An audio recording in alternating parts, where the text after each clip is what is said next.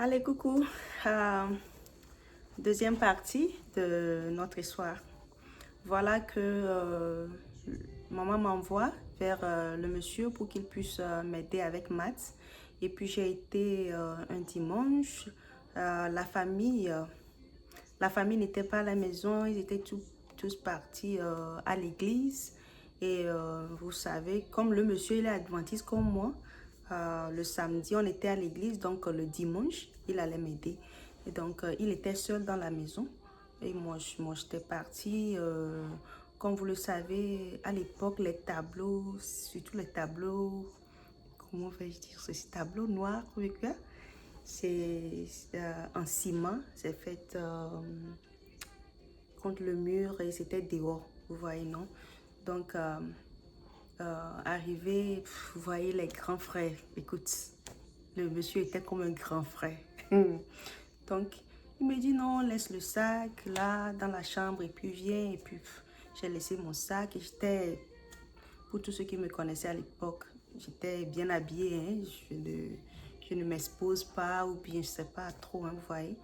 Donc, je suis partie, j'ai laissé le sac et je suis revenue. Le monsieur m'a aidé, hein, il m'a carrément aidé, il a fait le travail et puis il m'a donné cet exercice à faire, j'ai tout fait. Et puis quand il est fini, il était déjà à l'intérieur.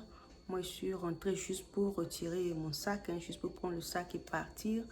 Quand je suis rentrée, je le vois, il était assis sur l'une des chaises à côté. J'ai juste envoyé ma main juste pour retirer le sac, voilà, qui me tient. Comme cela, avec les deux mains, il m'a bloqué comme ça. Hein. Il m'a bloqué dur comme ça, refusé de me laisser. Et tout de suite, tout de suite, mon cerveau a compris ce qui s'est passé, ce qui se passait. Vous voyez, quand j'étais en cinquième, je pense cinquième, quatrième, on avait l'une des secrétaires m'avait une fois dit, elle était venue au travail et puis malheureusement elle a eu ses périodes et puis je devais l'aider pour qu'elle puisse, parce qu'elle n'avait pas autre chose pour se couvrir. Donc on était parti derrière l'établissement, ça c'est une parenthèse, hein.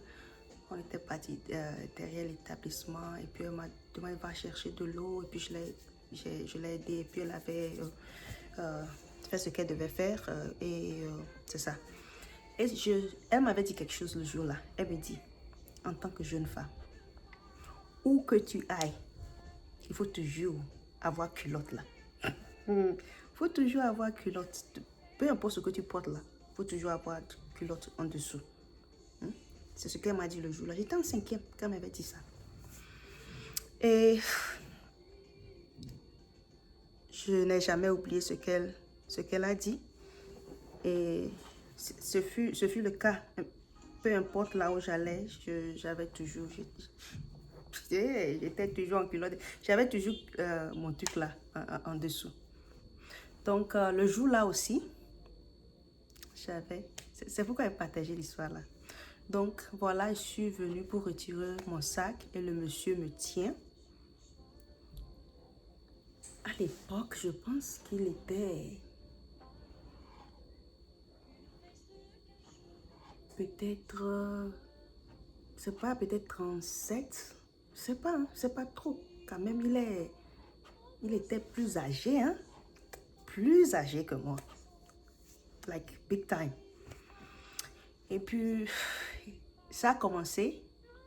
Il était vraiment fort. Et puis, il a fait ceci. Hein, il avait bloqué la main comme ça. Et moi, tout ce que je faisais, c'est que je le poignardais avec mes choses là. I don't know. Je n'ai pas tous les mots en français. Donc, je faisais tout. Je lui donnais des coups. C'est ça, des coups. Je lui donnais des coups. Au niveau du ventre parce que j'étais comme cela, hein. J'étais comme cela, je ne l'ai pas vu venir, donc je suis, à l'époque j'étais très mince aussi, je suis toujours mince, mais donc c'est ça. Donc je le poignardais, je lui donnais des coups, mais dis donc, il était là comme ça, il a refusé de laisser, et puis des fois il essayait de comment dire ceci, il essayait de squeeze, de, de, de, is it froisser? Non, ils sont froissés. Il essayait de vraiment tenir mes seins et puis ça me faisait du mal. Vous voyez, ça me faisait tellement du mal. Je me pose la question, si l'intention, je ne sais même pas je sais pas ce qu'il avait en tête. Parce que tout ce qu'il faisait me faisait du mal. Vous voyez? Donc, I don't know. Donc, on a continué, on était dans cette position de lutte pour plus de 5 à 7 minutes. Hein. Des fois, j'étais fatiguée, mais tout ce temps, je priais. Je priais dans ma tête, je disais Seigneur, parce que dans mon subconscient, je savais que ce qui allait se passer était très dangereux pour moi. Et je sais pas, je n'ai pas eu le temps de réfléchir. C'était like too much, vous voyez, c'était trop quoi. Donc, je n'ai pas baissé les bras. Lui aussi, il a fait sa part. Mais j'avais le culotte et puis j'avais jupe là-dessus. Donc, j'étais là, je faisais tout pour protéger ma vie. Donc, ça a continué pour quelques minutes et voilà, par la grâce de Dieu, j'attends. La voiture de la famille est rentrée comme ça. Il me lâche comme, je sais pas, il me lâche, on dirait un chien qui s'est déchaîné là. J'ai pris mon sac, me voilà, j'étais partie. Je ne sais même pas, je ne me rappelle même pas si j'ai salué les gens. Je ne me rappelle pas si j'ai salué les gens ou pas. J'ai pris mes 11, là, et mes 2 pieds là. J'étais partie. C'est l'autre expérience là. Et voilà que avec tout cela, je vivais autre chose en dehors de ces abus de gauche à droite. Il y avait d'autres choses comme même à l'école. À l'école, les professeurs qui doivent te protéger deviennent, je sais pas, des loups. Vous voyez, non? Donc, il y avait trop de stress dans ma vie. Trop de stress. Donc, je survivais. Like, le temps de survivre ceci, il y a une autre chose qui se passe. Donc, je n'avais même pas le temps de digérer. Finalement, c'est comme tout était rentré dans l'oubli. Tout rentrait dans l'oubli, petit à petit. Et jusqu'au moment où je ne devienne l'épouse de quelqu'un. Et même pour le mariage, c'était pas le parcours vers le mariage était aussi traumatisant. Donc finalement, quand je me suis mariée, c'est dans le mariage que tout m'est revenu. Tout ce qui s'était passé quand j'étais petite fille et puis jeune adulte, tout cela m'est revenu dans mon mariage. Et c'est là que j'ai commencé par avoir les épisodes de dépression et l'anxiété et tout. Et dans mon prochain vidéo, je vais prendre le temps d'expliquer les types d'épisodes et autres. Merci beaucoup, grand merci, mais voilà ce que je vais dire.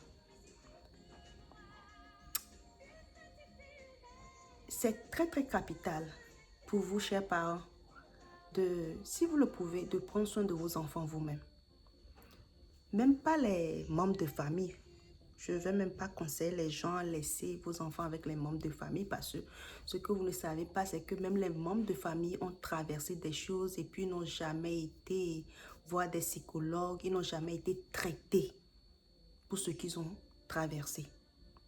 Vous voyez? Et après, ça devient un problème. Donc, je vais conseiller humblement, encourager nos parents.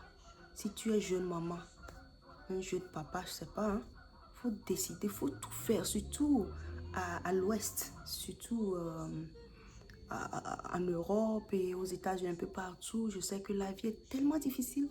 On n'a personne à côté pour nous aider avec nos enfants.